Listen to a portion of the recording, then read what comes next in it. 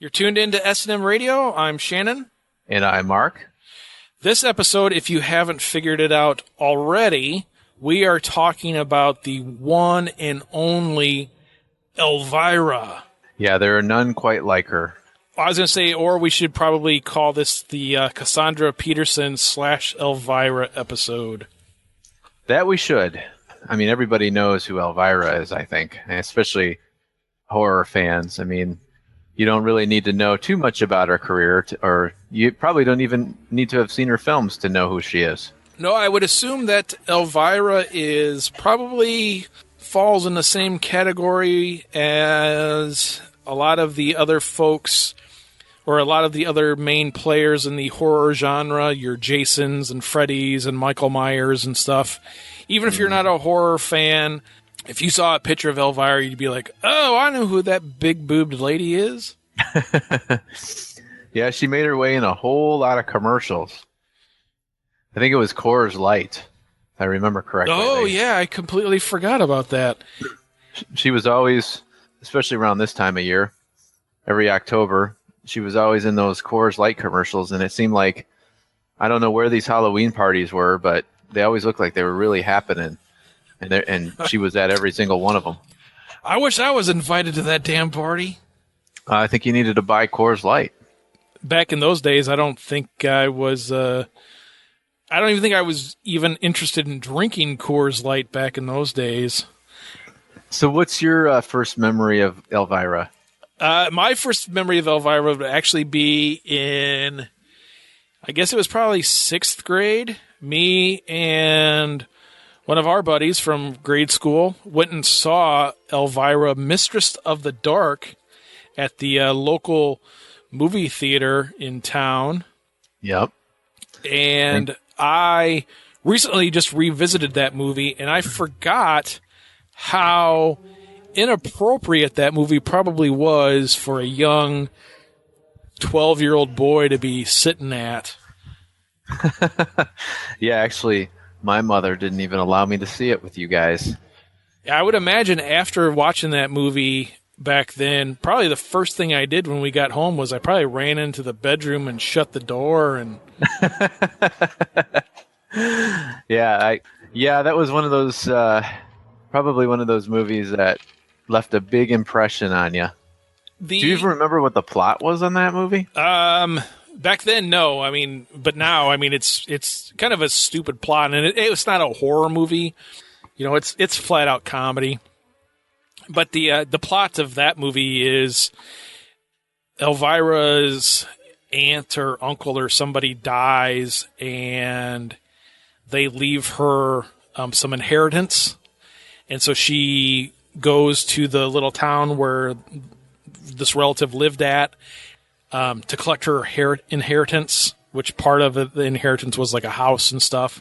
The main reason for the movie was so you could get Elvira on screen and, you know, get all the horny 20-somethings to go to the movie theater to pay to, you know, with the hopes that, oh, seeing how it's an actual movie, maybe we'll actually get to see her boobs.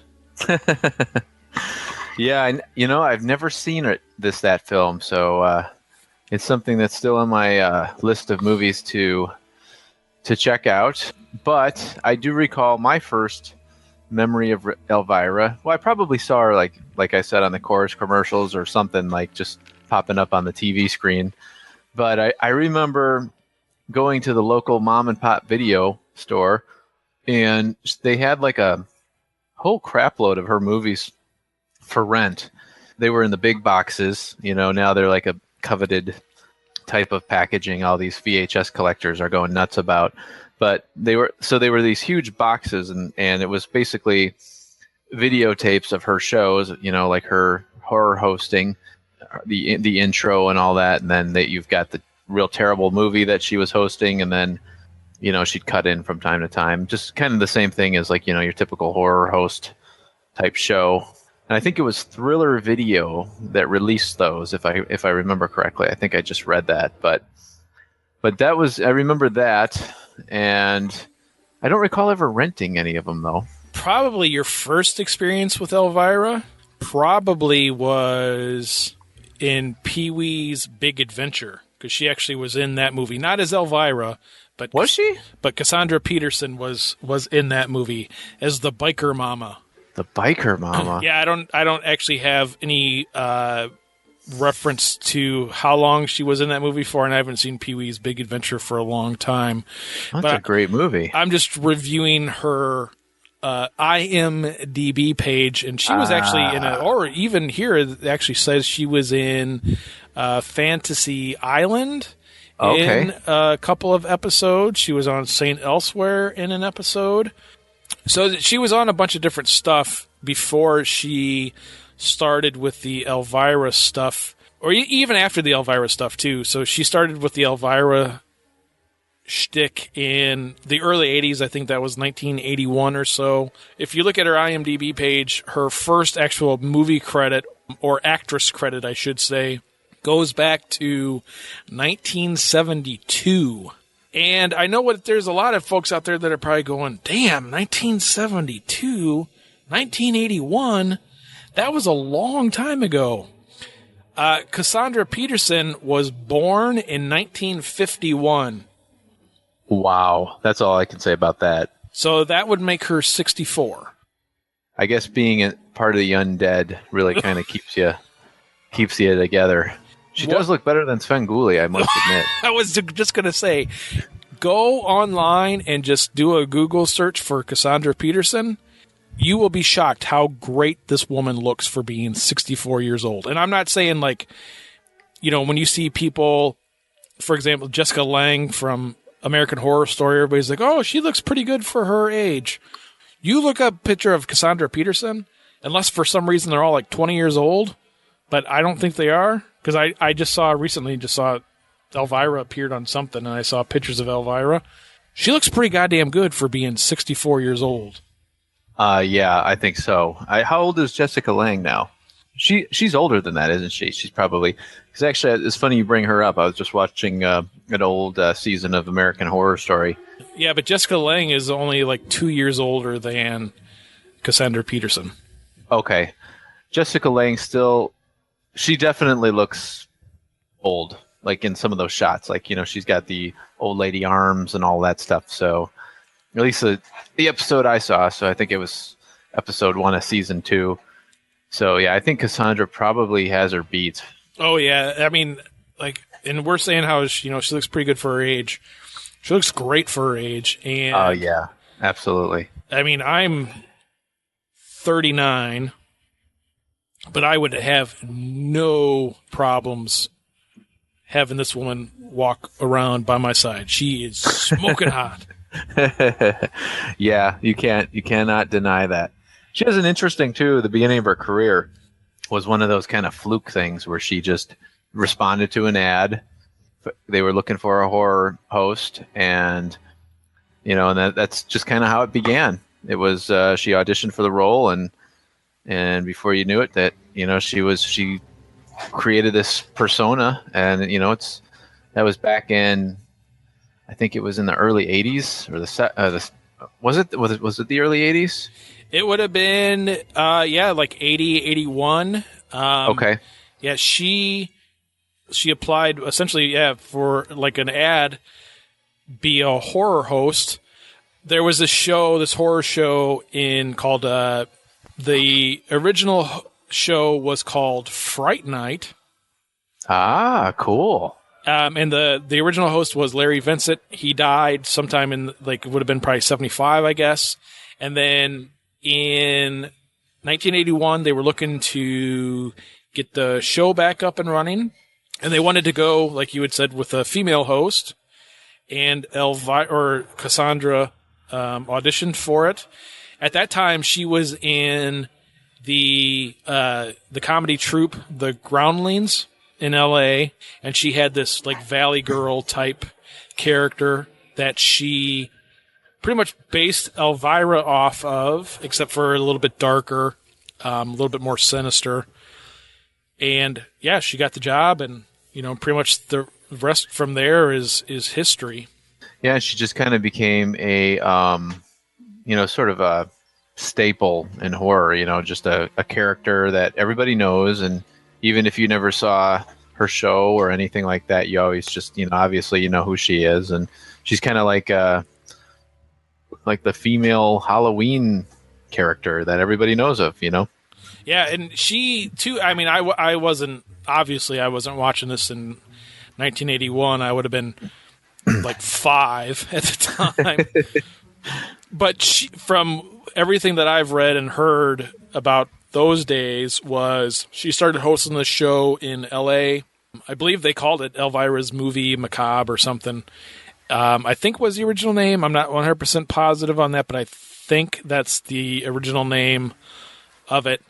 I want to say it was like within a couple of weeks that Elvira was gaining national publicity and national fame.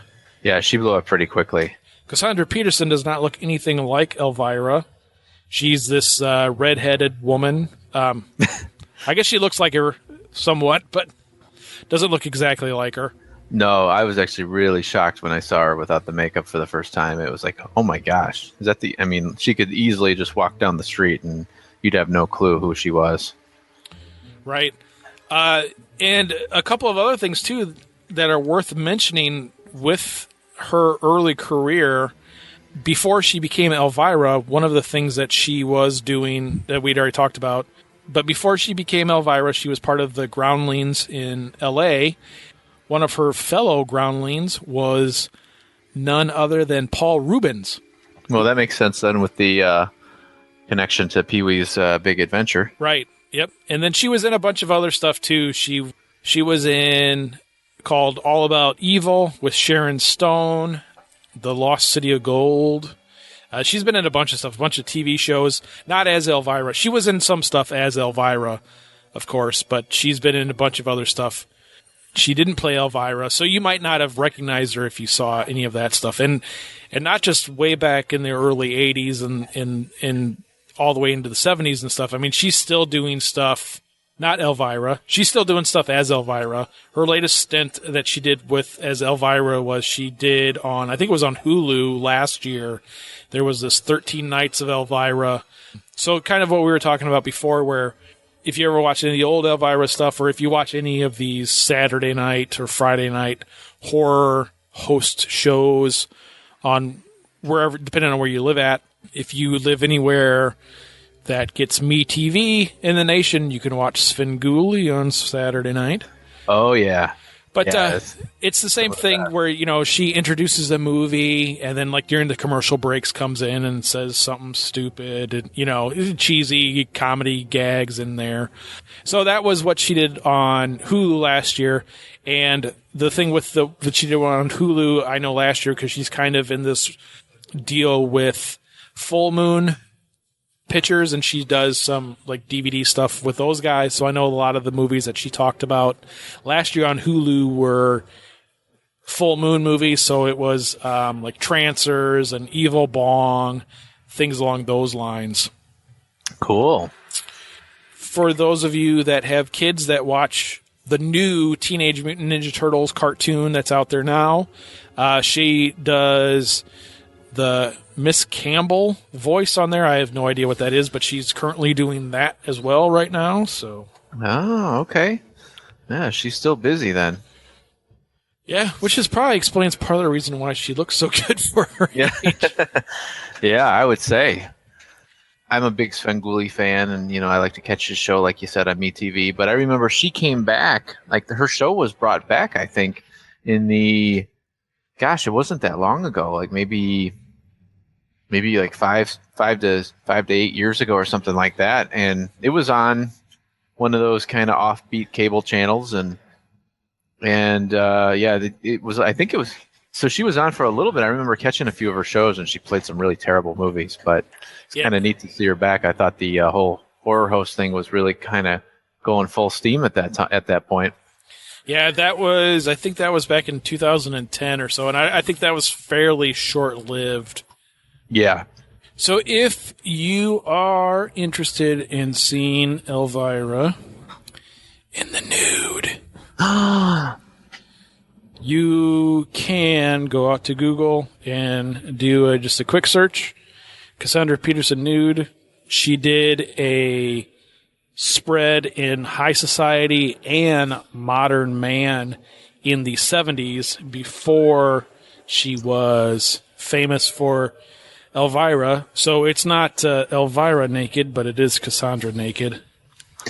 Dude, I feel like we're both back in the 6th grade all of a sudden. You know what's funny is this entire time that we've been talking about doing this episode and planning for this episode, and we've been talking about doing an Elvira episode for a couple of months. Oh, yeah. My wife is totally fine with it. I'm like, yeah, we're doing Elvira. And she's like, oh, okay.